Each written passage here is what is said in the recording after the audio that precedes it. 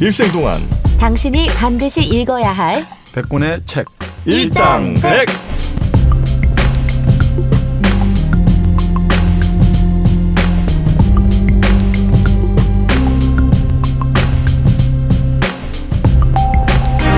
일생 동안 당신이 반드시 읽어야 될 100권의 책 일당백 74번째 시간 2부가 시작됐습니다.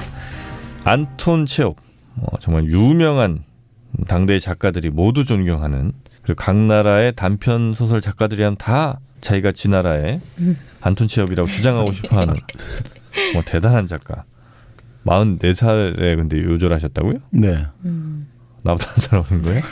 딱 내 나이겠네. 러시아 만 나이로 할 테니까. 우리 나이로 45. 네. 정말 나는 뭐라고 살아.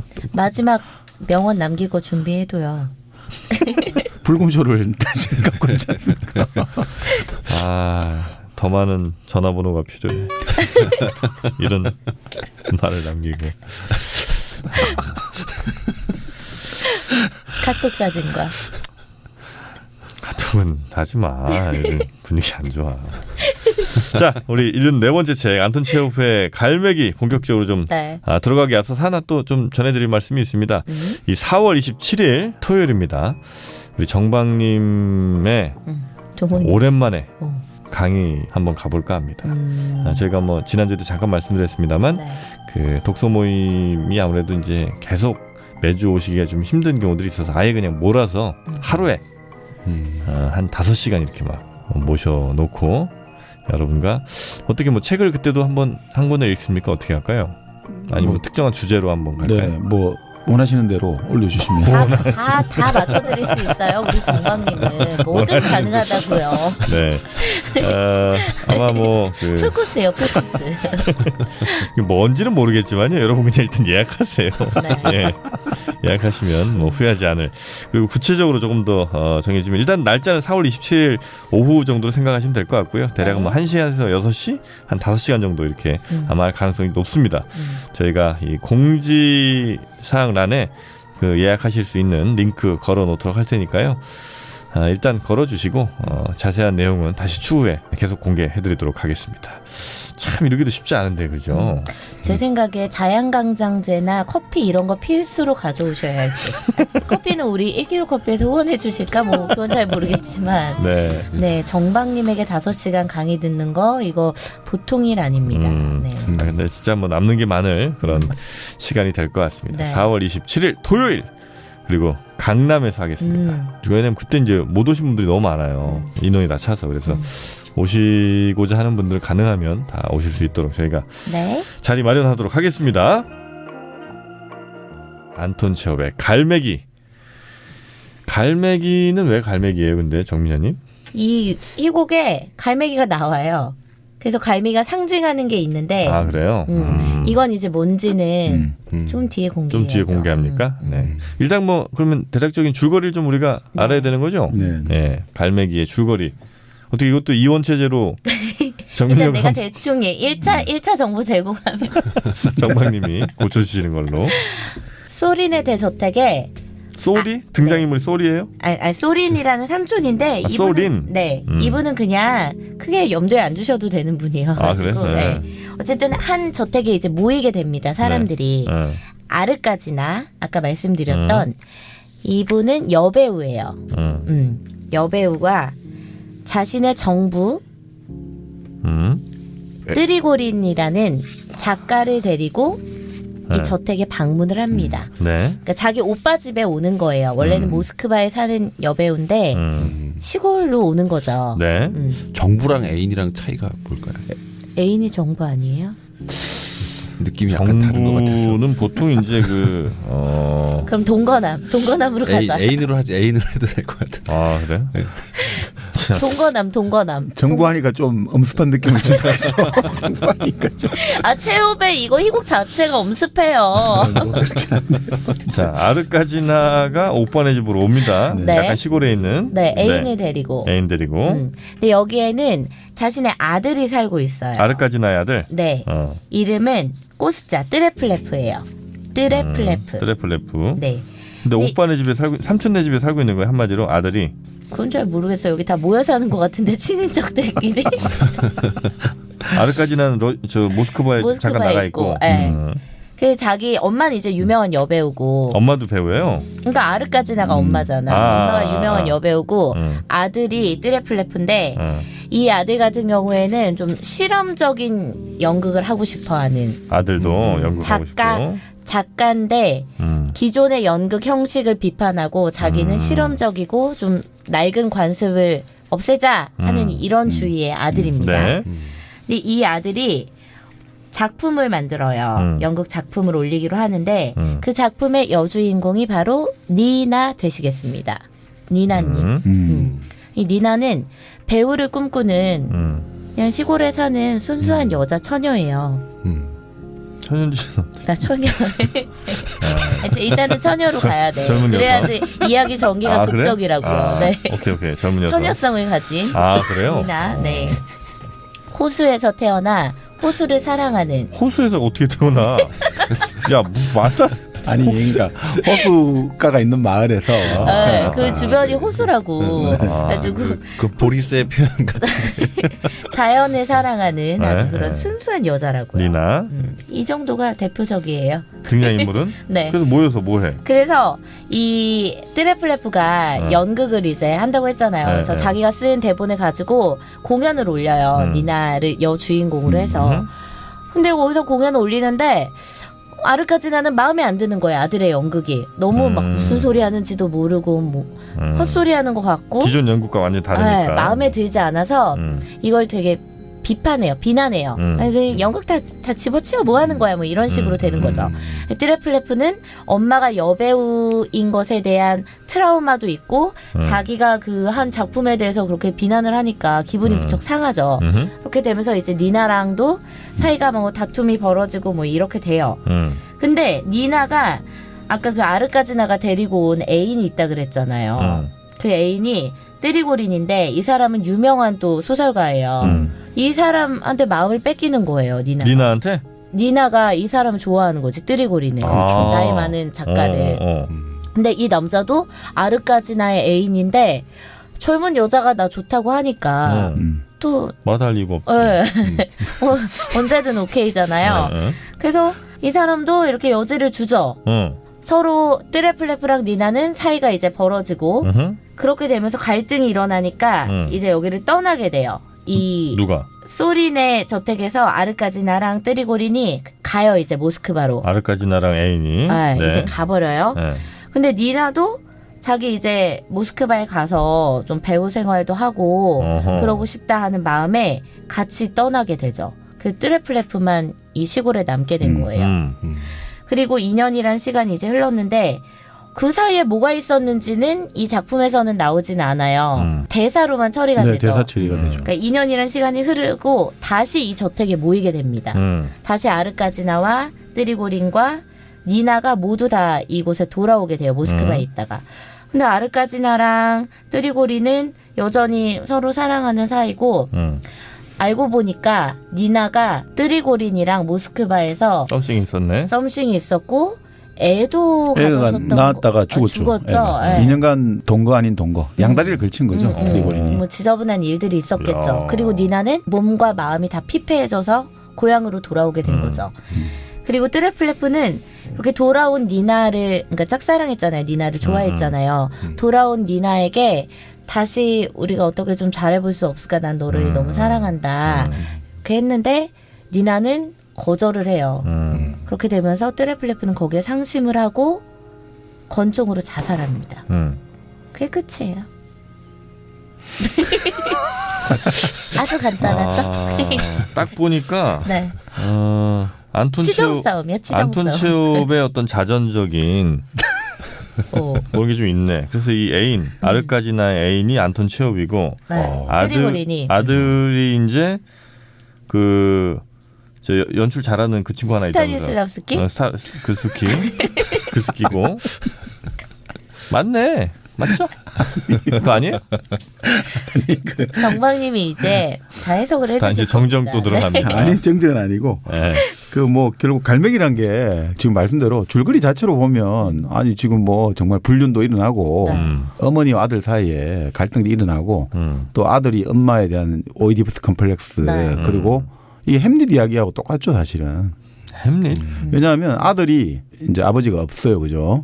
그런데 새로운 남자가 들어왔어요. 근데 자기 그 남자가 너무 싫어. 햄릿에 똑같죠. 햄릿의 엄마 그트루드 왕비가 삼촌 클로디우스 그리고 햄릿 이렇게 삼각관계였잖아요. 네. 여기 똑같은 거죠. 말로 트리고린이라는 소설가 그리고 엄마 아르카지나 그리고 아들 트레플레프 요 세 명이 그 미묘한 관계를 보여주잖아요. 근데 그 여기는 또 한 삼각관계 하나 더 추가되죠. 트리고린이라는 엄마의 애인이 또 지금 내가 좋아하는 여자가 또 그게 빠져 있는 거다 이거지. 그러니까 또 그게 또 삼각관계가 추가돼요. 더블 트라이앵글. 또 근데 또 삼각관계가 또 있어요. 어디? 또 있어. 또 뭐냐면 이 집에 사무라이 F라고 관리인이 있거든요. 네. 근데 그 관리인의 부인이 누구냐면 폴리나예요. 근데 폴리나는 본래 또 여기에 이 집에 자주 놀러 오는 의사가 있거든요. 그 의사 도른이라는 사람을 좋아했단 말이에요. 지금도 좋아하고. 도른. 그러니까 또 이 삼각관계가 또 발생하고. 도르는 아르까지나를 좋아했던 뭐 것처럼. 서로 관계가. 근데 또 재밌는 게 바로 또 폴리나의 딸.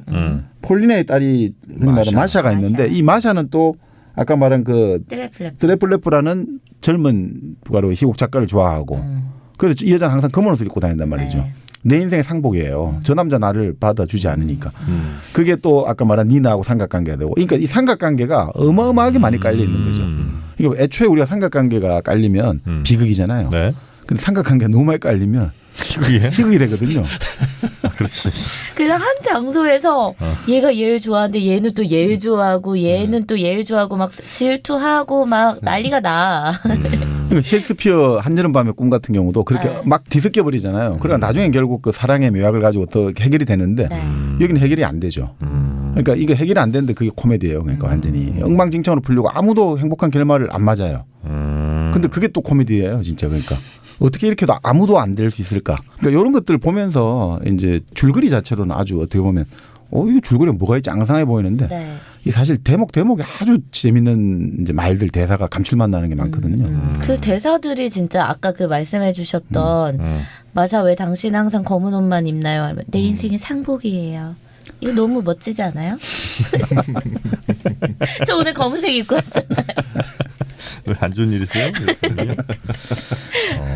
그러니까 이게 사실 이 갈매기 자체가 처음 나왔을 때 처음부터 또 그런 이야기를 했어요. 이상한 결말을 가진 극예술의 모든 법칙에 반하는 이상한 희곡이다. 내가 본인이? 네, 본인 스스로가. 본래 아까 말씀드린 대로 그 아리스토텔레스는 희곡, 연극이 되려면 어떻게 됩니까? 극본. 시간, 장소, 행위의 삼일치의 법칙에 따라야 되거든요. 그런데 이게 없어요. 행위가 없단 말이죠. 이 주인공들이 등장인물들이 전부 다 그냥 무기력해요. 그냥 말만 하는 게 전부 다 말만. 유일하게 이제 행위가 한다는 게 뭐 자살 이렇게 나오는데 그 자살도 아주 싱겁게 처리되거든요. 의사가 무슨 소리가 나는 것 같은데 갔다가 이제 마지막 장면에 들어와 가지고 제 왕진 가방에서 약병이 터졌습니다. 그러더니 이제 그 트리고린이라는 엄마의 애인을 불러가지고 잠시 지금 제가 자살했다. 이걸로 끝나버리거든요. 자살했으니까 그럼 못 들고 가겠어요. 제가 자살했는데 그다음 뭔 일이 벌어지겠어요. 그 엄마는 별로 상관도 없거든요. 사실 여기도 보면 자기 애인에 대해 가지고 자기 아들이 계속해서 좀 안 좋은 이야기 하니까 본래 그런 식으로 시기를 하고 질투하면 안 된다. 재능을 그렇게 하고 서로 나중에 엄마 아들끼리 서로 말싸움하다가 결국 나중에 서로 에라이 송무라 에라이 서로 키예프의 송무 서로 막 욕하고 이런 걸로 끝나고 그러니까 이게 보면 인물들이 주인공 인물이 자살하는 인물도 왜 자살하냐 마지막에 그 니나라는 여자가 모스크바 이렇게 2년 전에 떠났다가 다시 이 동네로 왔단 말이죠. 근데 온 것도 결국 알고 보니까 바로 트리고린이라는 옛날 자기 애인이 여기 왔다니까 한번 보고 싶어서 온 것 같다 이거죠. 그러니까 아무리 말을 해도 안 받아주거든요. 그래서 결국은 자살을 결심하게 되는데 그 자살 결심하기 직전에 말이 더 재밌어요. 대사가 나오는데 엄마가 이거 이 정원에서 저 니나하고 본 거를 다른 사람들이 보고 말해주면 엄마가 기분 나쁠 텐데 이 말하고 나서 자살하거든요. 그 너무 찌질하잖아요. 그 아들이요? 아들이 도대체 이 뭐냐 이런 생각이 들고 엄마 컴플렉스에 갇혀 사는 아들이었던 거죠. 근데 결국은 이렇게 보면 또 이제 여러 가지가 볼 수 있는데 아까 말한 셰익스피어의 햄릿의 구도도 나오고요. 그거는 결국은 어떻게 보면 여기서 15년 전에 희곡을 썼다가 실패하고 나서 15년 만에 절치부심을 통해서 이 갈매기가 나왔단 말이거든요. 그러니까 이 사람이 결국 이런 것 같아요. 아들하고 자기를 뭐 동일시하는 건 아닌데 이 새로운 걸 만들겠다 이거거든요. 새로운 걸 만들. 근데 여기서 보면 엄마와 그 소설가는 기존의 어떤 기득권 그렇죠. 이걸 상징한단 말이죠. 아들 공격하는 걸로 나와요. 당신들은 그냥 허구한 날 똑같은 행동, 똑같은 패턴, 똑같은 거하고 감동적이라고 하지 않느냐. 그러니까 이 엄마 쪽에서 반격이 들어오는 거예요. 그 너희들은 아무것도 없는 흔히 말하는 대가당이다 이러거든요. 대가당. 아무것도 없다. 말만 어쩌고저쩌고 새로운 거 하면서 아무것도 새로운 거 하나 대본도 하나 쓰지도 못하는 에라이 한심한 놈들아. 식충이들아. 바쁠래야. 이렇게 엄마가. 그러니까 서로 그런 어떤 충돌들 있잖아요. 그런 것들도 보여주고. 그러니까 그렇게 보면 결국은 이게 뭐 당시 러시아 사회뿐 아니라 우리 인간이라는 게 기본적으로 집안이든 사회든 어느 조직이든 세대 교체라는 게 있잖아요. 그 세대 교체의 과정이 아주 극렬한 폭력성을 소반할 수밖에 없잖아요. 폭력적이잖아요. 그런데 그 폭력적일 때 이런 어떤 것들을 한 단면을 좀 보여주는 것 같기도 하고 여러 가지 그런 느낌이 드는데 근데 이건 사실 내용보다는 내용도 뭐 아주 좋은 거 많습니다. 그러니까 지금 아까 말한 안톤 체홉이 왜 이제 위대하냐 할 때 뭐 이 줄거리보다 그 요 대목 중에 그 삼촌이라는 사람 나오잖아요. 그 삼촌이 법무부 관리로 28년간 공무원 생활을 한 사람이에요. 근데 공무원 생활을 했는데 이 사람은 아무것도 뭐 한 게 없다 이거죠. 자기가. 결혼하고 싶은데 결혼도 못했고 모스크바 살고 싶었는데 모스크바도 못 살았고 작가가 되고 싶은데 작가도 못 살았고 그렇게 좀 어떻게 보면 한탄을 늘어놓는 거죠. 그러니까 그 의사 있죠. 그 도른이라는 의사가 나와가지고 그런 이야기를 해요. 자꾸 내가 뭐 하고 싶은데 못했다 이런 이야기 하면서 하니까 그 의사가 이런 이야기 하거든요. 62살이나 돼가지고 자기 인생에 불평을 늘어놓으신다. 아무래도 그건 석품이 있는 일은 아니죠. 야 이런 대목이 기가 막힌 것 같아요. 맞아. 62살이 되어가지고 자기 인생에 불평을 늘어놓는다. 아무래도 그건 석품이 있는 일은 아닌 것 같습니다. 예를 들어 우리가 나이가 들어가지고 내 인생 잘못 살았어. 맨날 뭐 국기 들고 광화문 나가면 좀 보기가 좀 그런 느낌 있지 않습니까? 지금 여러 가지 힘든 거 여러 가지 살아가고 있는데 아니 뭐 헬기 무대라기보다 그런 것들에 있어가지고 이런 것들을 우리 예전에도 그런 이야기 하시죠. 나이 드신 어르신들이 너무 감정을 직접적으로 노골적으로 욕설을 하고 이러면 그게 너무나 옆에 사람들이 듣기가 보기가 너무 힘들어지거든요. 그런 거를 이렇게 딱 바로 100년 전 러시아의 사람들도 이렇게 느끼지 않았나. 이런 느낌들이 너무 이제 좋다는 거죠. 그러니까 이런 게 참 많아요. 아까 말한 우리 세자매 있지 않습니까? 뭐 세자매를 어떤 분은 이거 일본식 표현이다. 자매란 말을 우리가 안 썼다는 거예요. 자매란 말을 우리는 안 썼다는 거예요. 일본 여자 형제 남자 형제 그래서 딸 삼형제라고 해야지. 이건 번역이 잘못됐다. 딸 삼형제다. 이렇게 말을 하는데 그 세자매보도 그런 이야기 나오거든요.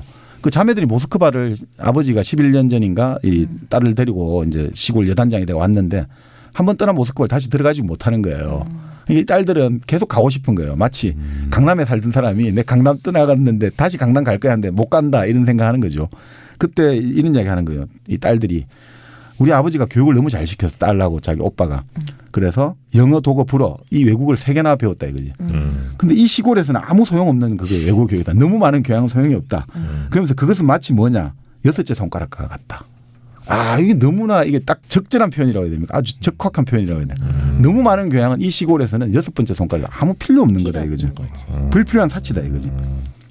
참 요즘 같으면 쓸모없는 것들 너무 많이 안다 이러는데 요즘은 그래도 유튜브도 있고 팟캐스트가 있어가지고 쓸모없는 거 많이 알아도 뭐 할 수가 있는데 그 19세기에 그 시골에서 영어, 독어, 불어를 아는 세자매 그러니까 딸 삼형제가 뭘 하냐 이거죠. 그러면서 이제 그런 이야기들이라든지. 근데 뭐 불어, 영어, 독어 하다가 중국까지 했다면. 그러면 6번째 손가락이 아니지. 중국까지 했다면 얘기가 달라진다는 거예요. 5손가락 안에 든다고. 광고 듣고 옵니다. 외국어는 학문이 아니라 기술입니다. 말이 통해야 쇼핑도 하고 말이 통해야 여행도 가죠. 김성민 중국어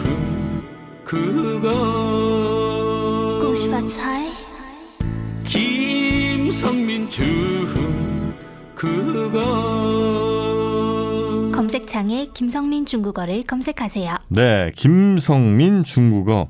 지금은 이제 예전과 달라졌습니다. 100년 전 러시아에서는 그 외국어가 별 시골에서 쓸모 없었을지 몰라도 지금은 경쟁력이지. 경쟁력이고 전국 어디서나 꼭 필요한 외국어가 아닐까. 특히나 이제 지금 미중 무역 협상이 거의 지금 분위기가 좋아요. 타결될 것 같아요. 미세먼지는 어떻게 됐어요? 미세먼지. 미세먼지. 우리 반기문 위원장이죠. 네. 베이징을 갔다 오니까 너무 하늘이 파랗더라. 노력 많이 하더라. 그러니까 우리도 해야 된다 이렇게. 또 많이 먹겠네. 네. 또.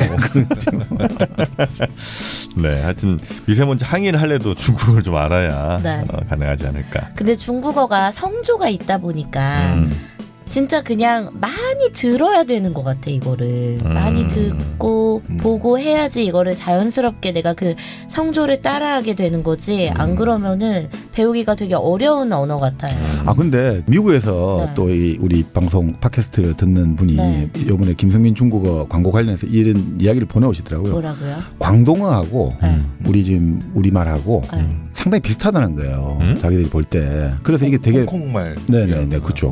그래서 이게 되게 사실은 공부하기가 어떻게 보면 생각보다 어렵지 않다. 유사성이 있다. 이런 이야기까지 배우다 보면 비슷한 단어들이 좀 있기는 하지. 그래요? 한자 쓰니까. 자, 이제는 그만 놓으시고 김성민 중국어와 우리 팟캐스트 듣고 이제 남는 시간에 공부하시면 어떨까? 온라인으로 또 배울 수 있으니까요. 편하게 본인이 하고 싶을 때 배우실 수가 있습니다. 네이버에서 김성민 중국어 검색하시면 되겠습니다. 김성민 중국어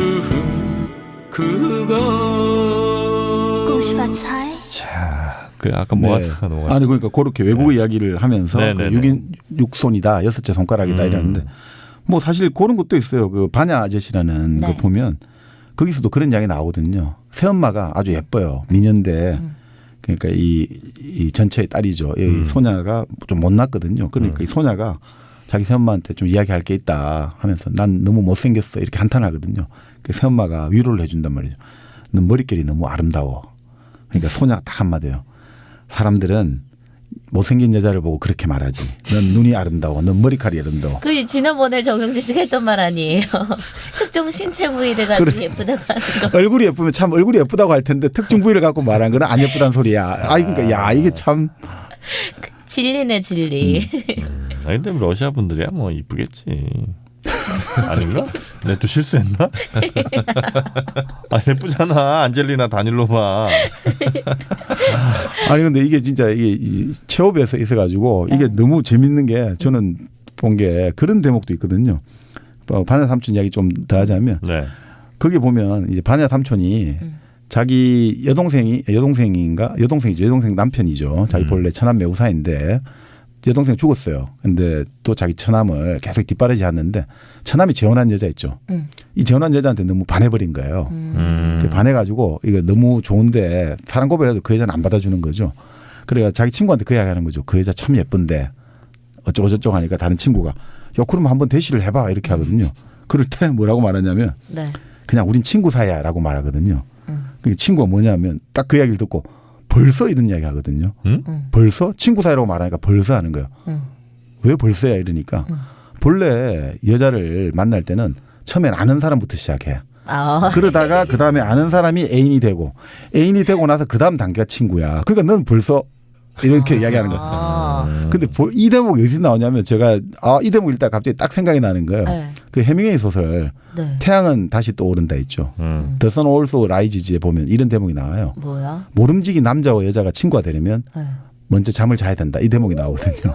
바로 이 대목에서 나온 것 같아요. 그래서 깜짝 놀랐거든요. 이게 체업의 이곡에서 이게 꽤 많아요. 달과 육펜스라는 유명한 그 소설 있지 않습니까? 스머셋 모험에. 그 스머셋 모험에도 뭐 그 이거는 유종호 선생의 생각이신데 육펜스는 돈을 상징하고 인간이 살아가려면 경제가 필요하고 그 달이라는 게 보통 이상향이다 이렇게 이야기 나오죠. 이상이다. 근데 이게 정확하게 설명이 안 나오거든요.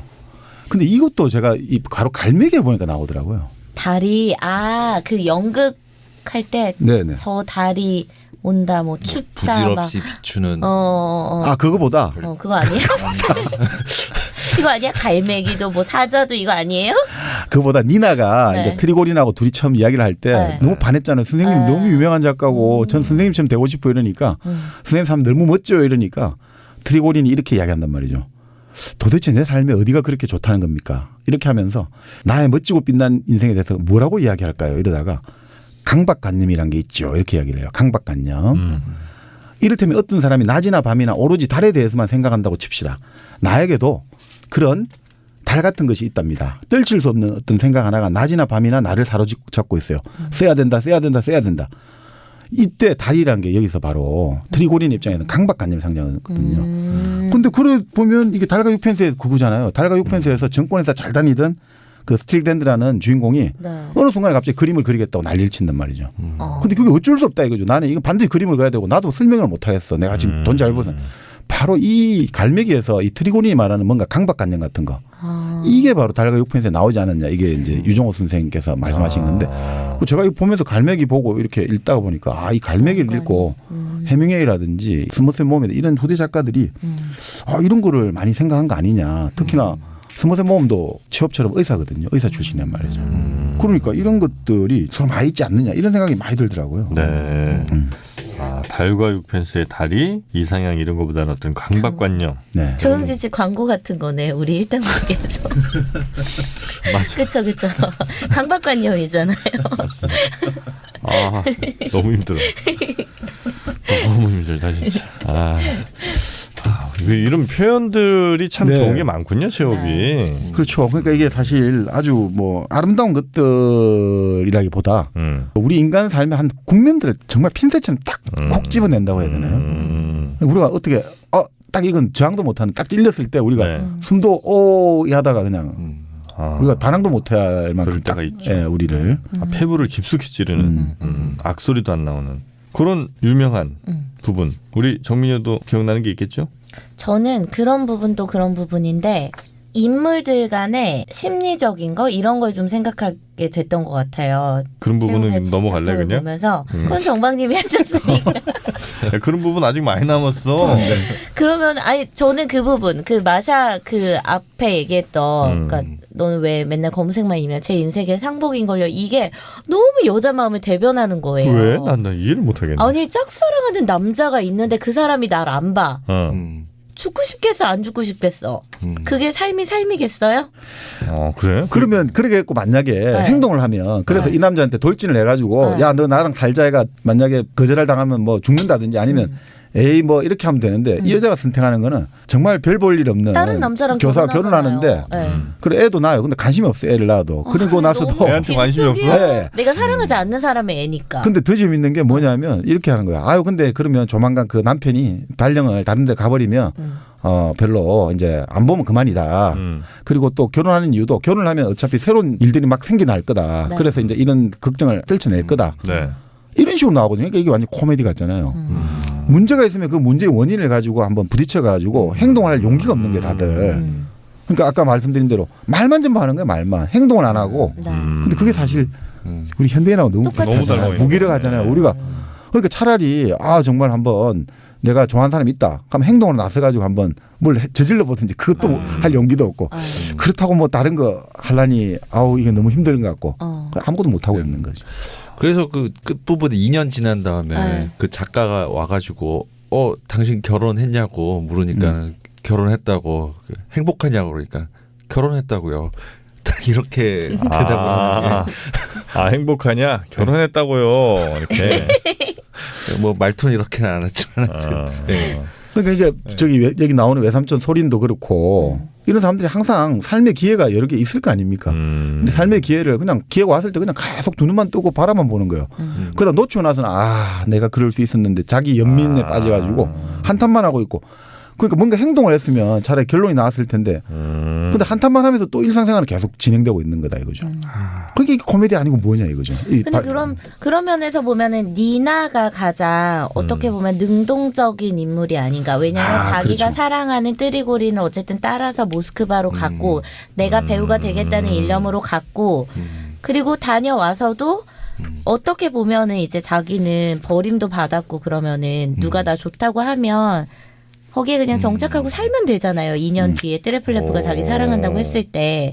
근데 싫다고 하고 또 가잖아요. 그런 면에서 되게 주체적인 인물이 유일하게 니나인 것 같다. 그러니까 유일하게 갈매기에서 우리가 희망을 좀 보자면 그래도 그럼 니나가 어떻게 보면 그렇잖아요. 그러니까 니나가 좀 안 좋은 상태예요. 처음부터. 왜냐하면 아버지가 아니 왜냐하면 생활 조건이 네.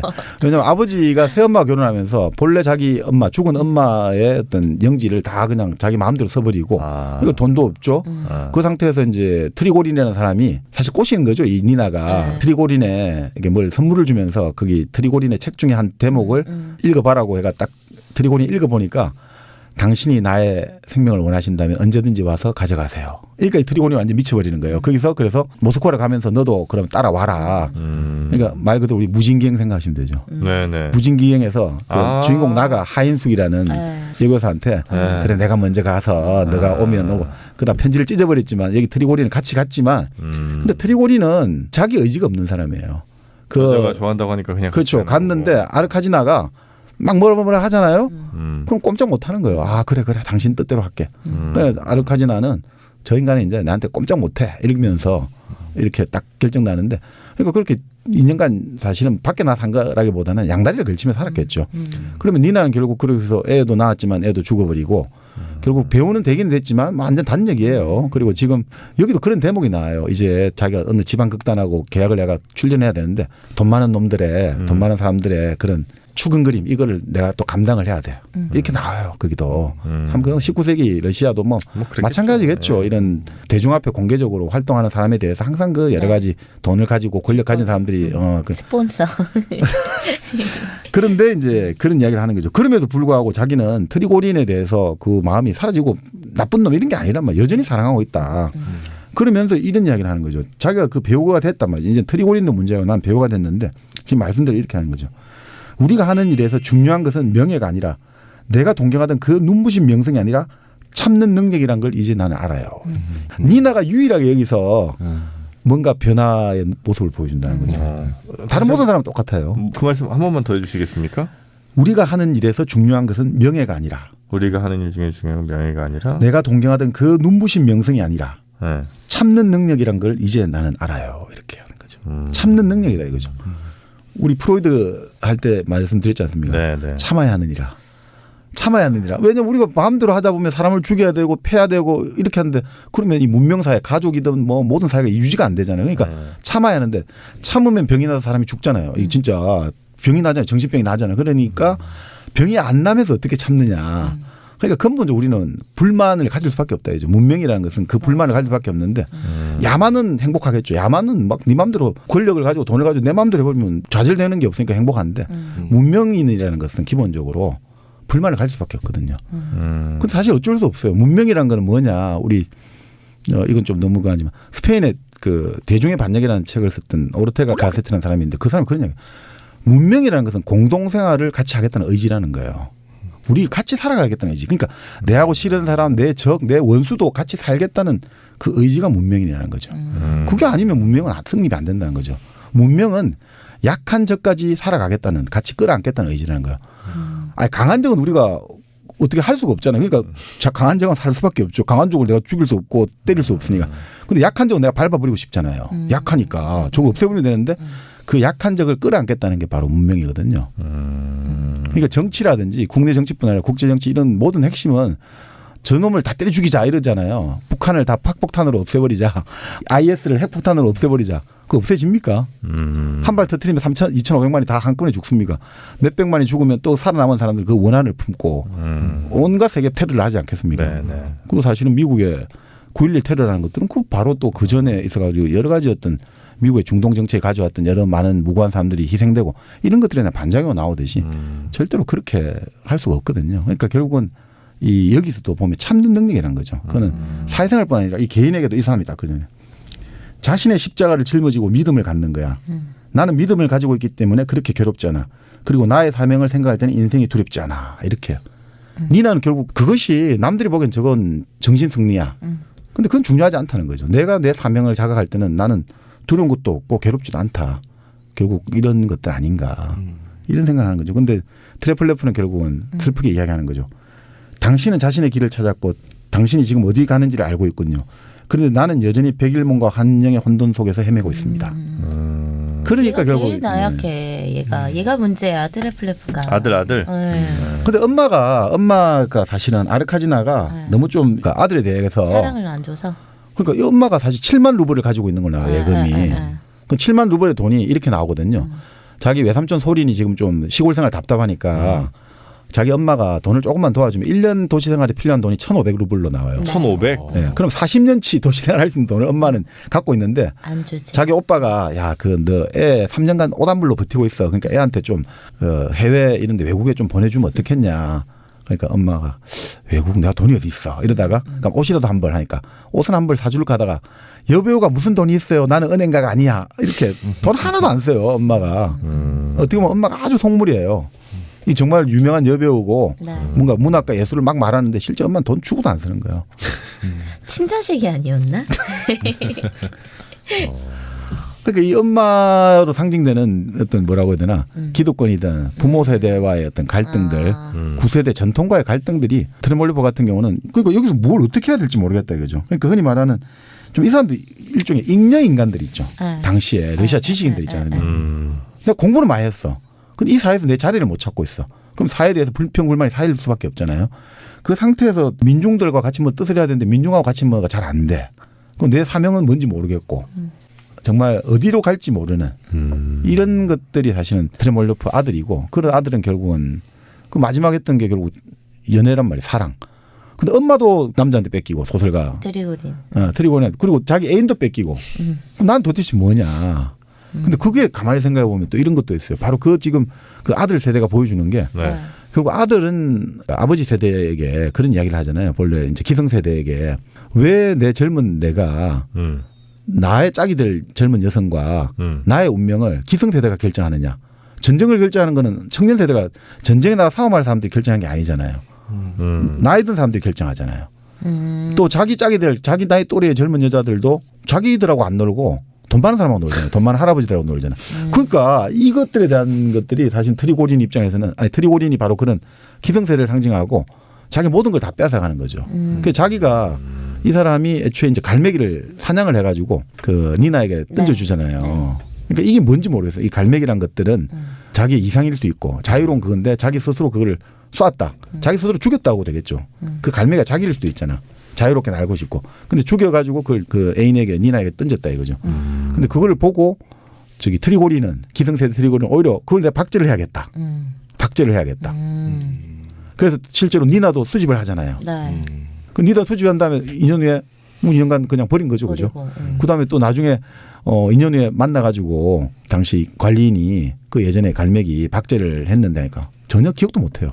그 갈매기 기억이 안 나는데 그 기성세대는 언제든지 한번 호기심을 잠시 가졌다가 바로 실적 나면 한번 쓰고 버리는 휴지 같다. 이런 식으로 나오는 거죠. 근데 이 갈매기라는 거는 젊은 사람들의 사실은 꿈일 수도 있고 이상일 수도 있고 뭐 그럴 수도 망가진 있잖아요. 꿈 같은 걸 수도 있겠다. 갈매기가. 갈매기가? 실현되지 않는. 뭐 그렇게 생각한 어떤 이유가 있었을까 혹시?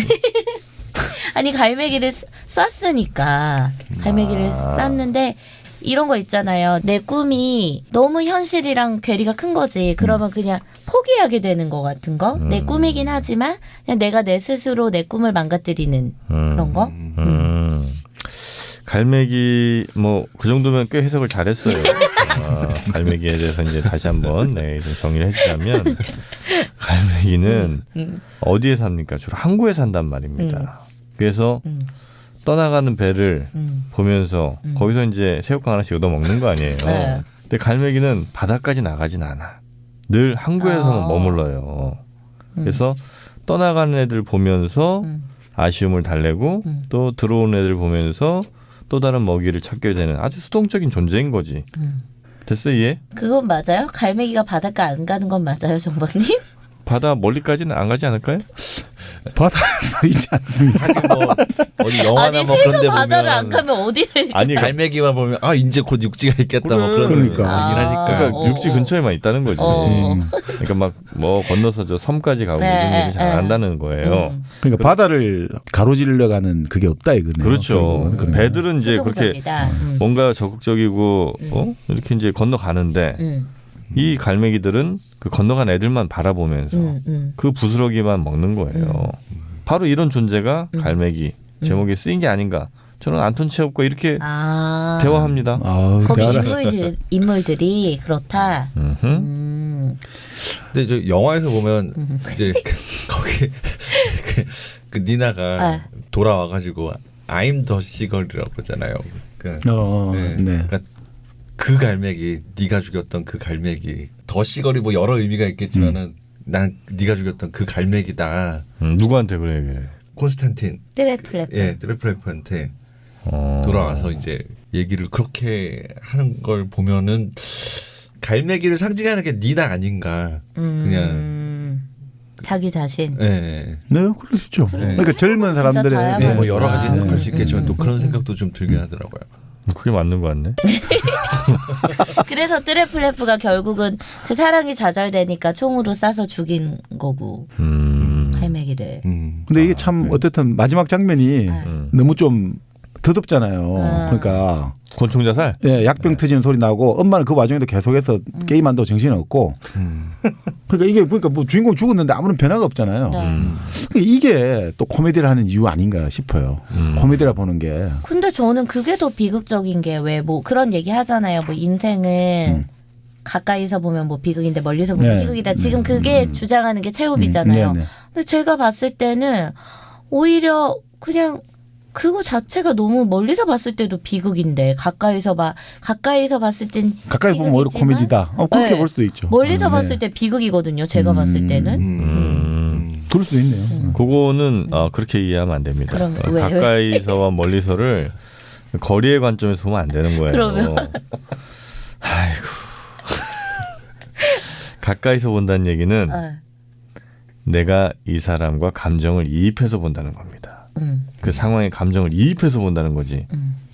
그리고 멀리서 본다는 거는 이 사람과 감정을 끊고 본다는 거예요. 그렇게 감정을 끊고 보면 뭐야? 희극이고 감정을 이입해서 보면 비극이 된다는 겁니다. 오, 재밌는 해석이다. 맞네. 아이고 이 답답하. 그럼 나 너무 몰입했나 봐 니나한테. 너무 비극적이에요. 갈매기가 되고 싶었는데 홀을 날아가고 싶었는데 다시 먹을 걸 위해서 육지로 근처에 있을 수밖에 없는 갈매기다. 니나 같다 이거죠. 갈매기 오늘 새로 태어나는 것 같은데 나에 재해석되나요? 사실 근데 이 우리 갈매기의 마지막 장면 지금 뭐 좀 찌질하고 이렇게 했던 것처럼 체홉이 계속해서 자기 모든 희극을 코미디를 했던 게 그런 거다 이거죠. 뭔가 구청하게 나가는데 결말이라는 게 갑자기 좀 뭔가 휙 떨어지는데 너무 이게 좀 뭔가 장엄하고 비극적인 내용이잖아요. 사실 얼마나 이게 비극적인 내용입니까? 그렇죠. 자기 애인이 자기 엄마의 애인과 자기 정말 자기가 좋아했던 여자가 엄마의 또 정부와 가서 살고 애를 낳았고 애가 죽었고 그 애인은 지금 또 지방의 연극배우로 떠돌아다니고 있는데 그럼에도 불구하고 그 남자가 좋다고 쫓아오고 자기가 아무리 사랑 고백을 해도 받아주지 않고 그러니까 이게 더 이상 견딜 수가 없었는데 그래 죽었는데 아무런 변화가 없다 이거죠. 사실은 사람들은 여전히. 그러니까 이게 정말 희극적 상황이다 이래 보는데 실제 세자매 같은 경우도 마지막 장면이 좀 그렇거든요. 제가 예전에 연극을 이제 세자매를 봤는데 그 마지막 장면이 되게 감동적이었거든요. 마지막 장면에 세자매가 막 삶에 대한 각오를 다지는 거예요. 세자매가 그 마지막 장면 연출이 발로 무대를 쿵쿵쿵 구르면서 이제 우리 씩씩하게 살아가자 이런 식으로 나와가 저는 그때 희곡을 안 봤는데 이번에 이 곡 보니까 이게 전혀 아니거든요. 그런 으쌰으쌰 내용이 아니라는 거죠. 전혀 아니죠. 그러니까 뭐냐면 이 연출자 입장에서는 이 희곡 그대로 가버리면 사람들이 이게 뭐야 이래 된다는 거예요. 재미 하나도 없다 되는 거예요. 그게 뭐냐면 이 내용이 이래요. 세자매가 마지막에 막 부둥켜 안거든요. 왜냐하면 세자매 중에 큰 누나 올가 같은 경우는 교장으로 있는데 뭐 그냥 이렇게 하다 세월 지났고 둘째가 마샤인데 마샤는 남편도 있지만 또 그 군인 애인이 있었는데 그 사람이 이제 떠나는 거죠. 그리고 또 셋째 이리나 같은 경우도 군인 애인인데 이 사람이 결투에서 죽어버려요. 그러니까 얼마나 비극적 상황입니까? 자기 애인이 죽고 이 소식을 듣고. 근데 그 세자매가 부둥켜 안고서 이런 이야기를 한단 말이에요. 우리가 이렇게 힘든 삶을 살고 있지만 언젠가는 진실을 알게 될 거야. 왜 우리가 이렇게 살고 있는지. 어째서 무엇을 위해서 이 모든 일을 이 모든 고통을 겪어야 되는지 언젠가 우리 모두 알게 될 날이 올 거야. 모든 비밀이 밝혀지는 날이 올 거야. 그동안은 그냥 살아가야 돼. 일을 해야 돼. 일을. 그럼 마샤도 다시 우리의 삶을 시작해야 돼. 살아야 돼. 그러니까 올가도 그러거든요. 우리는 영영 떠나가고 세월이 지나가면 결국 잊히겠지. 우리의 얼굴, 우리 목소리 다 잊힐 거야. 그렇지만 우리 삶은 아직 끝나지 않았어. 우리가 사는지 왜 고통을 받는지 알게 될 날도 멀지 않을 것 같아. 그걸 알 수만 있다면 이게 되게 감동적인데 그 지문에 보면 이렇게 나오거든요. 그 와중에 뭐가 나오냐면 오빠 안드레이가 유모차를 끌고 지나가고 신이 난 마시아 남편 굴리긴이라는 교사는 희죽희죽 웃으면서 코트와 모자를 들고 나가고 의사 체부티키는 신문 읽으면서 콧노를 흥얼거리고 이 세 자매는 지금 완전히 똘똘 뭉쳐갖고 이제 우리 한번 이 비극을 극복하고 우리 한번 잘 살아보자는데 옆에서는 그냥 유모차 몰고 다니고 노래 부르고 희죽희죽거리고 그러니까 이게 참 체업이 예전에 그러니까 이걸 그냥 무대에 올려버리면 사람들이 이 또라이들 아니야 이래 될 거 아니에요. 이거 완전히 뭐 근데 희곡으로는 이게 딱 다가오거든요. 삶은 네가 아무리 힘들고 괴롭고 세상에 무너지는 그치. 슬픈 일을 당했지만 여전히 세상 돌아가거든요. 그 삶은 또 지금은 비극으로 보이는데 좀 지나고 나면 또 그것도 희극이야. 이것도 되잖아요. 예전에 그 얄개전이라고 소설 이런 거 보면 얄개가 고등학교 때 좋아하던 여자하고 헤어진단 말이죠.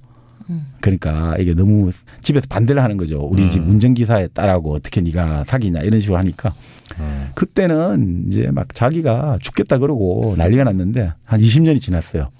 이제는 죽었다는 소식 들어도 눈 하나 깜짝 안 할 것 같다 이거지. 지금은 새로 자기 부인의 손톱에 가시 하나 박히면 아이고 이게 큰일 났다. 그게 더 호들갑이. 그게 이제 인간 아니냐. 그러니까 그런 것들이 다 있다 이거죠. 사람 사이에서. 그러니까 그 체험은 그런 걸 좀 보여주지 않느냐 이런 거죠. 사실 사람은 상반된 요소가 우리 다 있다 이거죠. 우리 안에도 있고 또 우리가 인간이 관계를 맺어가는데도 이 사람이 어떨 때는 이렇게 좋은데 어떨 때는 저렇게 미워지기도 하고 그런 게 다 있잖아요. 그러니까 이런 모든 것들이 다 깔려 있는 게 결국은 삶 아닌가. 그러니까 사실은 희극이다 이거죠. 비극은 한방향으로 아까 말씀드린 대로 감정이입을 가니까 끝까지 가는데 희극은 그 이질적인 것들이 서로 부딪히니까 웃음이 나올 수밖에 없죠. 웃음이라는 게. 결국은 왜 체업이 끝까지 이거를 자꾸 이 슬픈 일인데도 희극이라고 하냐. 그런 게 좀 깔려 있지 않느냐 이런 생각이 좀 들죠. 우리가 살면서 많은 우리 주변의 슬픈 일들을 만나면서 슬퍼해야 돼서 슬픈 경우가 많아요. 사실. 별로 안 슬픈데 그냥 슬퍼해야 될 것 같아서 울어주는 경우가 많습니다. 잘 안 울어주잖아. 나는 그걸 일찍 깨달았기 때문에. 그래서 안 울어주는 거다. 굳이 그런 모습을 이렇게 보여주는 게 과연 무슨 의미가 있는가. 근데 진짜 저 그때 한번 그 이야기 하시잖아요. 감정이입이나 역지사지 한다. 이런 별로 안 좋아한다 하시잖아요. 근데 그것도 아주 중요한 것 같아요. 아니 그 말씀도 일리가 있는 것 같아요. 맨날 그것 때문에 욕 먹는데. 욕 엄청 먹어요. 아니 근데 우리가 잘 생각해 보면 감정 공감 못한다고. 근데 감정을 우리 공감한다는 게 상당히 위험한 거잖아요. 맞아요. 자, 우리가 예전에 우리 그 정신분석학 한번 생각해 보세요. 우리가 나쁜 놈 있죠. 자기가 나쁘다는 걸 알고 있는 사람. 나쁜 놈은 자기가 나쁘다는 걸 알고 있잖아요. 그런 사람은 어떻게 하죠? 내 나쁘다는 걸 의식하고 있죠. 그러니까 안 나쁘게 절대 행동하겠죠. 드러나면 안 되잖아. 내 나쁘다는 게 들리면 안 되니까 오히려 어떻게 됩니까? 나쁘다는 거 의식이 되니까 나는 안 나쁘게 행동하자. 말이나 행동 조심하게 되죠. 근데 내가 한 번씩 나쁜 짓 하고 싶다든지 나쁜 욕망이 일어나는 사람도 있지만 이건 말이 안 되는 거야. 내가 어떻게 해. 그죠? 그런 생각 자체만도 끔찍해 가지고 그걸 억압한 사람들은 어떻게 됩니까?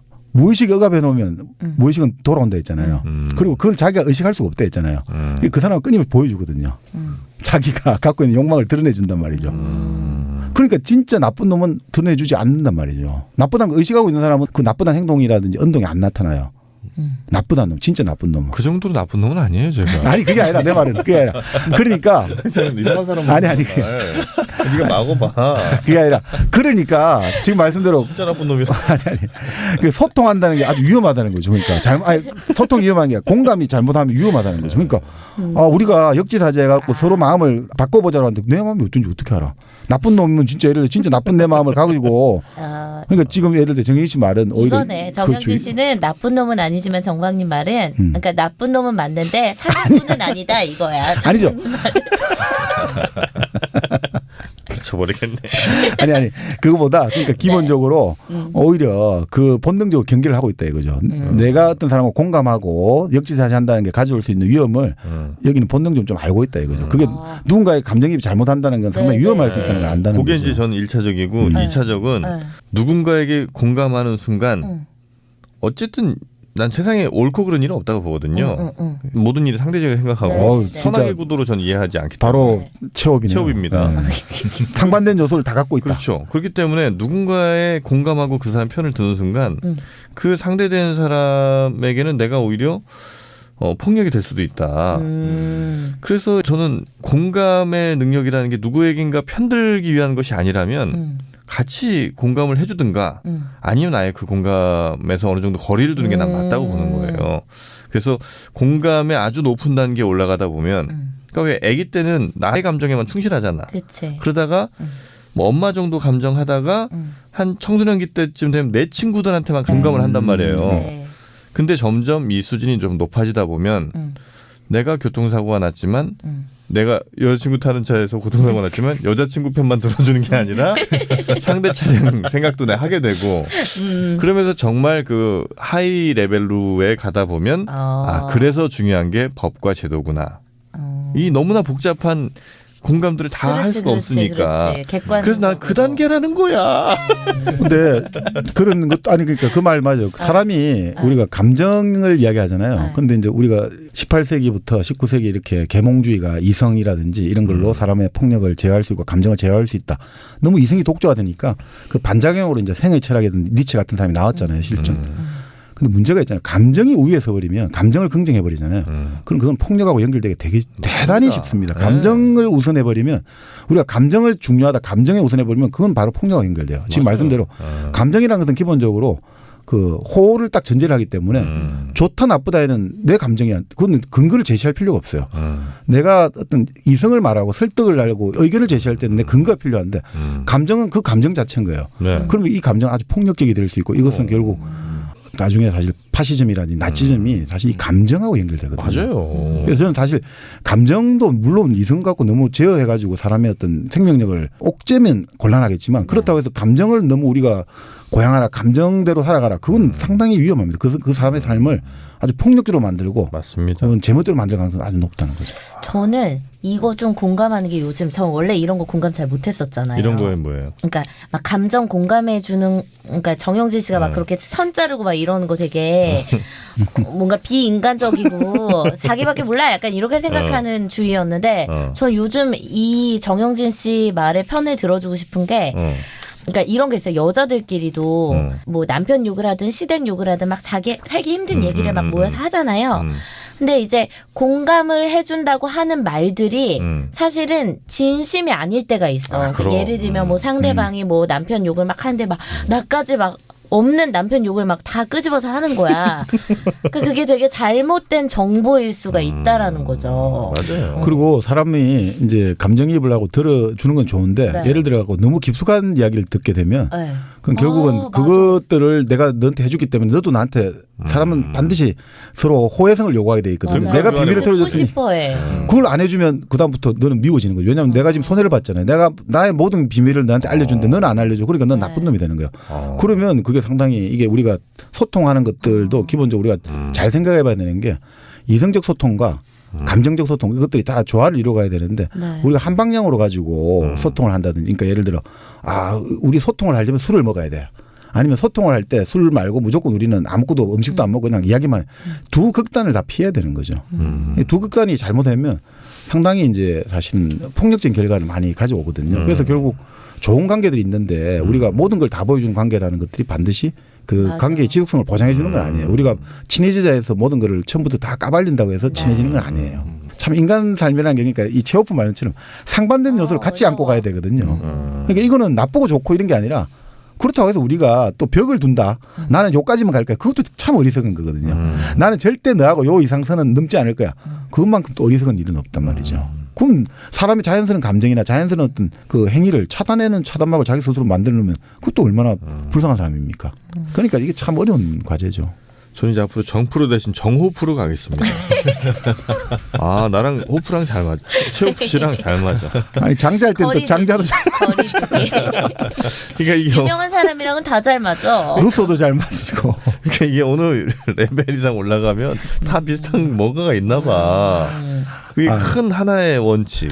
정상인데 정상에 올라가는 루트는 많지만 다들 정상에서 만난다. 꼭대기에서 다 만난다니까 우리는 이렇게. 대원칙이 있다. 그럼. 여러분은 지금 정박, 정민영, 정프로 그리고 마돈이 함께하는 일당백을 듣고 계십니다. 자, 안톤 체홉의 갈매기. 근데 이 갈매기가 사실 우리가 이제 내용도 내용이지만 이게 참 재미있는 게 이 갈매기에서 최초로 이제 일종의 현대극하고 연결되는 그래서 이게 중요하다거든요. 네. 갈매기에는 또 다른 연극 안에 연극이 나와요. 무대 안에 또 무대가 나와요. 이게 정말 재미있거든요. 바로 여기 아들 있잖아요. 네. 이제 코스차 그 트레폴로프가 연극을 먼저 보여주잖아요. 네. 그 무대가 나. 그러니까 무대 안에 또 무대가 있는 거예요. 물론 예전 극중극이라는 건 유럽에서 많이 나왔대요. 거기에서 우리 액자 소설 하듯이 뭐 또 연극에서 또 연극 이야기 하는 건 있는데 무대를 직접 연 건 처음이라는 거예요. 이게 물질적으로 눈앞에 딱 보여준 거예요. 무대가 있는데 또 무대 안에 또 무대가 있는 거죠. 자, 내가 연극을 우리가 관객이 보고 있잖아요. 근데 이 배우들이 또 나가 또 그 앞에서 또 자기들도 관객이 돼가 또 보고 있는 거예요, 무대를. 이게 처음 나온 거야.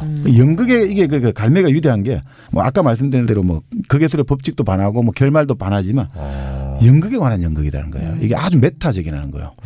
그러면 그걸 보는 진짜 관객들이 느끼는 감정은 뭐가 좀 다른 게 있나 이게? 근데 제가 봤거든요. 되게 더 멀어져요. 그러니까 제가 그 갈매기 연극을 본 적이 있는데 그 장면에 약간 집중이 안 돼요. 나만 그런 건가? 아 맞아요. 그러니까 바로 그게 그 우리 현대연극 우리 브레이트에서 그 이야기 했잖아요. 속격 효과라는 거, 소외 효과라는 거. 계속해서 이게 내 연극이야. 이거 지금 집중을 못하게 만들어요. 바로 그래서 이 사람이 사실주의 연극을 완성하고도 현대 부조리극에 이어지는 교량이 됐다는 게 그런 의미예요. 그리고 아까 말씀드린 결말도 무의미하고 대화도 잘 모르고 행위가 없고 딱 맞잖아요. 사무엘 베케트 고도를 기다리면 보면 고도를 기다리면 둘이가 아무것도 안 해 앉아갖고 그냥 계속 헛소리들만 해요. 이리가 하면 저리가 하고 말도 안 맞고 그런 거잖아요. 그게 딱 바로 이 지금 체업에서 시작됐다고 볼 수 있는 거죠. 감정을 다 이입하는 게 좋은 것만은 아니야 진짜.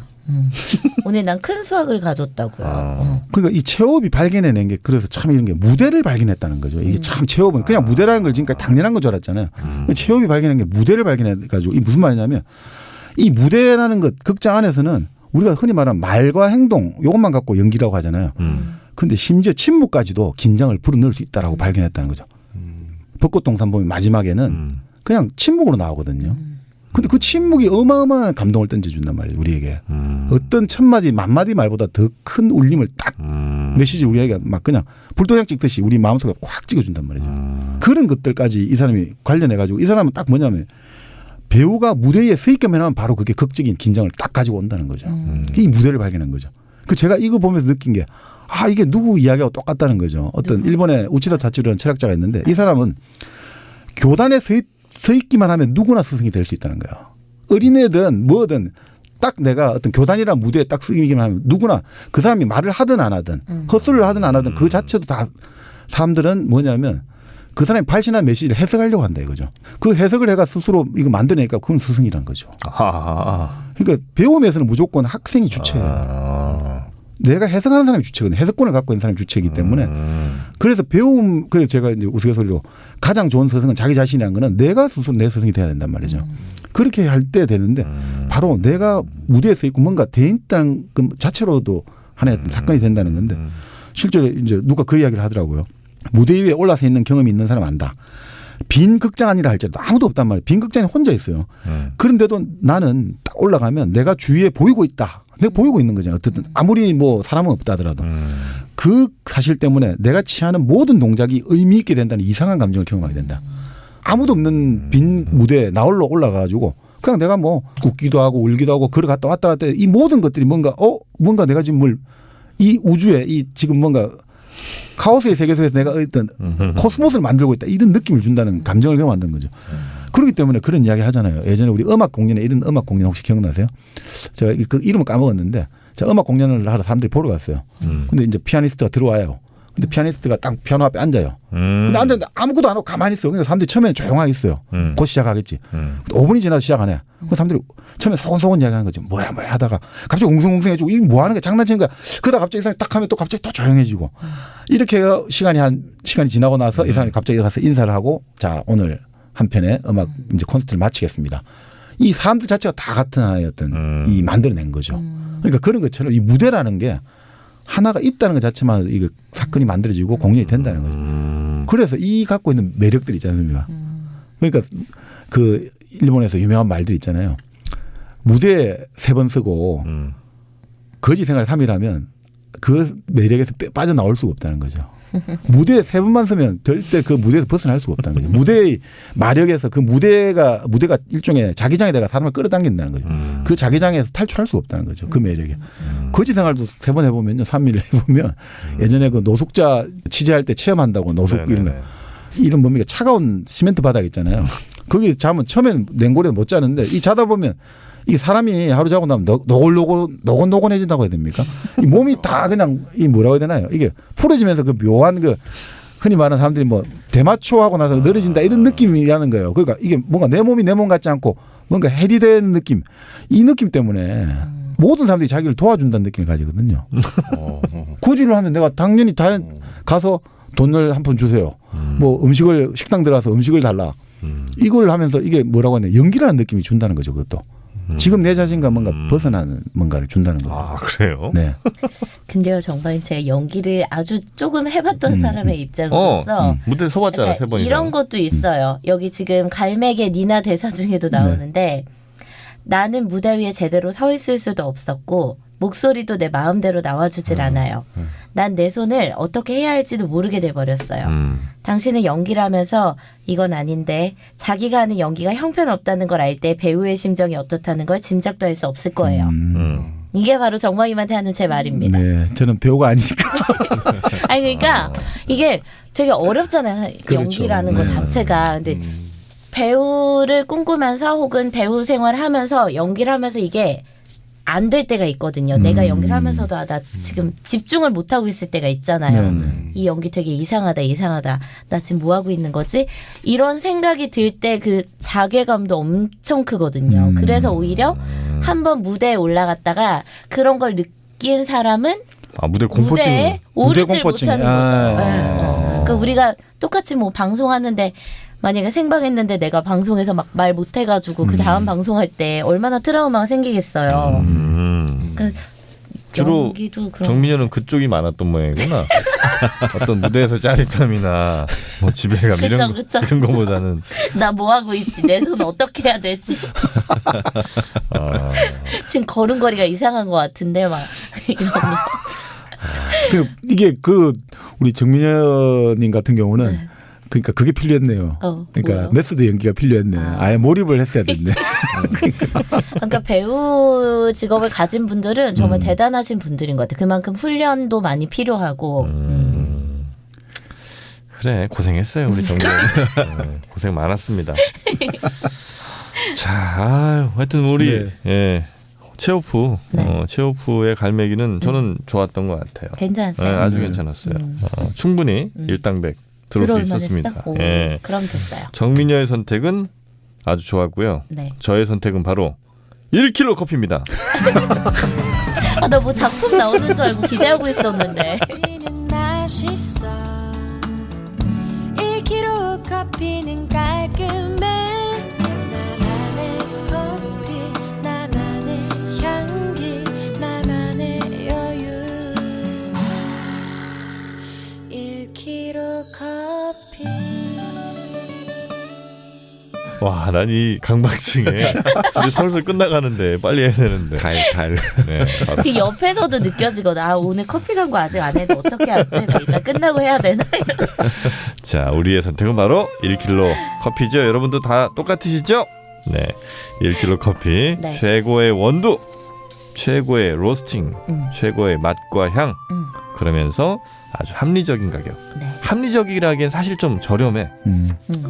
뭐 합리적이라는 말이 좋아서 계속 합리적이라고 하지만 사실 좀 싼 편이야. 근데 그 싸다라는 그 언어 자체가 그 1kg 커피의 질을 망가뜨릴까봐 나는 그 싸다는 표현을 쓰기가 싫어. 근데 가격은 사실 싸요. 있는 게 어딨어. 사실 뭐 어디 커피숍이나 이런 데서 먹는 커피보다 훨씬 맛이 좋은데. 그쵸. 그리고 집에 요즘 이제 많이 사무실에 있는 그 캡슐. 그것도 비싸요. 그 막 700원, 800원이래. 그래.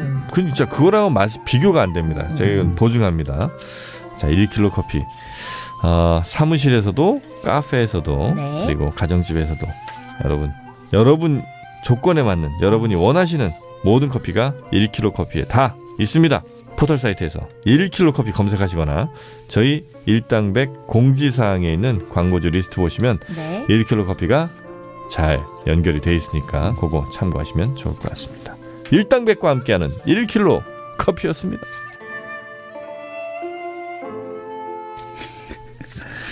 그러니까 결국 뭐 이게 체오프를 네. 한마디로 말씀드리자면 이게 참 소설에서 시작해가지고 희곡으로 네. 끝을 맺었잖아요. 우리나라 사실 비슷한 작가가 한 명 있어요. 우리 예전에 광장을 썼던 최인훈 소설가. 아, 그분도 희곡 썼어요. 아, 그분은 이제 소설 광장을로 아주 좋은 이제 해석인 서유기 했다가 70년에 이제 희곡을 먼저 발표했거든요. 그 옛날 옛적에 호이호이인가. 그다음에 그 내용이 많아요. 제가 저번 시간에 잘 실패했는데 심청전을 다룬 거는 달아달아 밝은 달하고 아기 장수서라 다룬 게 옛날 옛적에 호이호이. 그리고 낭낭공주 다룬 거는 둥둥낭낭둥. 둥둥낭낭둥. 그리고 봄이 오면 사내들에 네. 엄마가 이제 흔히 말하는 나병 환자가 됐는데 나라에서 이 처녀를 갖다 어디 저기 부잣집 이런 데 갖다 바치라니까 결국 다 같이 나병 환자가 되는 거예요. 다 같이 문둥이가 돼가지고 산골로 떠나는 거. 근데 그분이 진짜 이 희곡이 좋거든요. 그러니까 저도 1년 희곡으로서 그 읽고 그렇게 감동받은 거는 정말 처음이었거든요. 한번 읽어보셔도 좋고. 근데 결국 그런 것 같아요. 바로 아까 말씀드린 톨스토이는 이 사람이 희곡을 쓰는 건 재능을 낭비하고 있다. 네. 체홉에 대해서 그렇게 했지만 체홉은 결국 장편 소설을 쓰지 못했던 이유는 뭐 여러 가지가 있겠습니다만 이 사람 사상과 신념을 가진 사람이 아니란 말이죠. 장편을 쓴다는 것은 기본적으로 내가 이념을 내가 떠들 이야기가 있어야 되는 거예요. 그런데 이 사람은 사실 관찰한 사람이기 때문에 장편하고는 어울리지 않는다라고 볼 수 있고 그래서 희곡의 세계로 왔는데 우리 최인훈 선생 같은 경우는 바로 희곡의 세계로 들어갔다가 그러니까 이 사람이 발견한 건 소설과 다르게 희곡에서 자기는 보통 우리가 소설이나 이런 걸 읽으면서 감정이입을 한다든지 아 나도 이런 경험을 했는데 이렇게 하는데 이 사람은 아예 옛날 옛적에 호이호이 같은 경우는 아기 장수서를 읽으면서 자기가 그 바로 신화 속에 들어있는 느낌을 가졌다는 거예요. 그러니까 희곡이 가지는 건 영혼으로 들어가는 느낌을 가진다거든요. 근데 안톤 체홉도 비슷한 이야기를 해요. 나중에 그 침묵으로 떠날 때가 그 이후에 그 사람들이 어떻게 되느냐 이게 중요한 게 아니라는 말이죠. 그냥 영혼의 시간으로 들어가 버리기 때문에 그 개별적인 사람들이 앞으로 어떻게 살아갈까 이게 중요하지 않다. 뭐 이런 식으로까지 이야기 나오는데 근데 결국 이야기를 할 생각을 가지고 있는 최인원 선생 같은 경우는 결국 나중에 1994년인가요? 3년에 화두라는 아주 굵직한 소설을 다시 복기를 한단 말이죠. 그러니까 하나의 어떤 사상과 이념과 여러 가지 이런 걸 갖고 있는 사람은 결국 소설로 다시 돌아오고 그 사상과 이념이 아니라 그 삶의 어떤 관찰을 통해 가지고 진실을 부각하는 사람들 있죠. 그런 사람들이 희곡하고 같은 것 같아요. 아니, 그게 좋은 것 같아요. 저는 막 이게 정치적인 거나 뭐 사상적인 건 그런 거를 어떻게 보면은 독자들한테 주입하지 않아서 이게 더 그냥 내 이야기 같고 내 옆에서 벌어진 일 같아서 일상의 이야기여서 저는 좋았어요. 그러면 체홉을 좋아하시는 이유가 있죠. 그러니까 체홉의 특징은 뭐냐면 해피엔딩이 아니라 제로 엔딩이라는 거예요. 엔딩이 몰라요. 그냥 엔딩이 어떻게 되는지가 없어요. 제로 엔딩이란 말을 써요. 그래서 체호프를 경계선의 작가라고 하거든요. 그 체호프 보고도 안톤 체호프 보고도 계속해서 19세기 말에 당신도 지금 민중과 이런 책을 써라. 그래서 혁명의 기운을 격동시켜라. 이런 요청이 많았겠죠. 그런데 체호프는 아까 말씀드린 대로 자기는 문제를 해결하는 사람이 아니라 작가는 문제를 제기하는 사람이다. 어디까지나 나는 거리를 두고 의사가 인간을 보는 게 아니라 환부를 봐야지 일단 인간을 치료하는 거지. 인간 자체에 집중해버리면 내가 병든 병소를 내가 치료할 수 있겠냐. 나는 환부를 지금 관찰하는 거다. 이런 거죠. 제가 이런 스타일을 좋아하는 것 같아요. 지금 갑자기 생각난 건데 우디 앨런 영화도 약간 관찰자적 시각이잖아요. 내가 이런 걸 좋아하네. 그렇죠. 그러니까 이게 좋은 책이나 좋은 소설 이런 것들은 자기 자신을 발견하게 만들어주는 것들. 자기 자신을 형성하게 만들어주는 게 있죠. 그러니까 이게 바로 경계인의 모습. 이 사람 신분도 좀 애매하고 할아버지는 농노였지만 자기는 잘 나가던 작가고 또 여러 가지 역사에서도 진짜 그 역사적으로 자기가 농노 해방이 되고 나서 태어났다가 노일 전쟁 그때 죽게 되고 사조도 마찬가지. 사실주의와 새로운 현대가 왔다 갔다 하고. 그러다 보니까 이 사람의 책에서는 등장인물이 어떤 행위를 하기 위해서 선택을 딱 해야 되잖아요. 선택하는 그 순간에 그냥 마무리가 지어져 버리는 거죠. 그래서 아까 말한 제로 엔딩. 그래 결심했어. 이게 없는 거예요. 뭐 나와야 되는데 그 순간에 딱 끝나버리는 거죠. 그 순간에 끝나는 거죠. 여기도 지금 그렇잖아요. 바로 드레몰레프가 딱 자살했다. 그래서 어떻게 되냐. 엄마는 어떻게 되고 이게 없어요. 그냥 그 의사가 잠깐 이렇게 하더니 저 부인을 이렇게 하지 나를 좀 딴 방으로 데리고 가라. 드레몰레프가 자살했다. 이렇게 딱 이야기하면 그다음 그걸로 끝나는 거예요. 아무것도 없어요. 참 이게 뭔지 제로다 이거죠. 무로 갚으리는 거예요. 사실은. 그래서 경계선의 전 작가인데 그게 사실은 우리 삶의 어떤 본 모습 비슷한 느낌 아니냐 이거. 우리가 일상 살아갈 때는 이게 좋다 나쁘다 이거보다 그런 이것도 저것도 아닌 그게 많지 않습니까? 네네네. 무라카미 하루키 그 상실의 시대 할 때도 그 느낌이 있지 않습니까? 주인공도 마지막에 죽은 애인 말고 네. 새 애인이 전화 와가지고 어디냐고 할 때 이 뭔가 마지막에도 어디가 어디인지 내가 어디로 가야 될지 모르는 이걸로 끝나잖아요. 네. 그런 느낌 비슷한 것 같습니다. 체홉 우리 정민이의 선택 좋았고요. 네.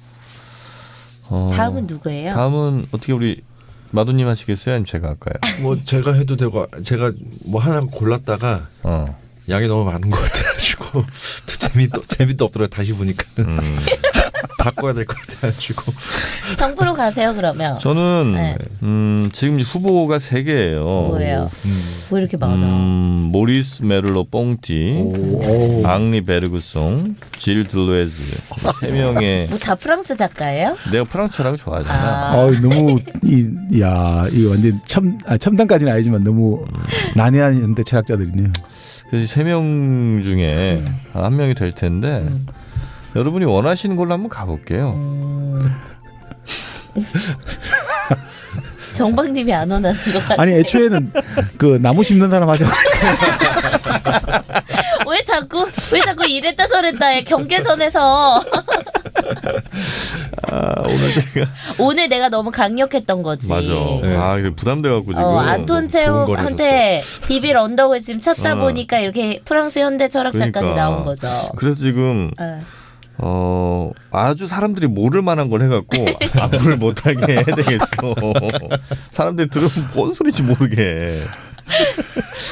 아니, 하여튼 제가 그럼 다음 주에 한번 잘 선택을 해갖고 여러분께 한번 우리 정호프의 픽 어떤 책이 나올지 기대해 주시기 바라겠습니다. 자, 오늘 74번째 일당백 여기서 마칠까요? 다 됐죠? 네. 그러면 저희는 다음 시간에 정말 재밌는 책으로 찾아뵙도록 하겠습니다. 함께해 주신 여러분 고맙습니다. 고맙습니다.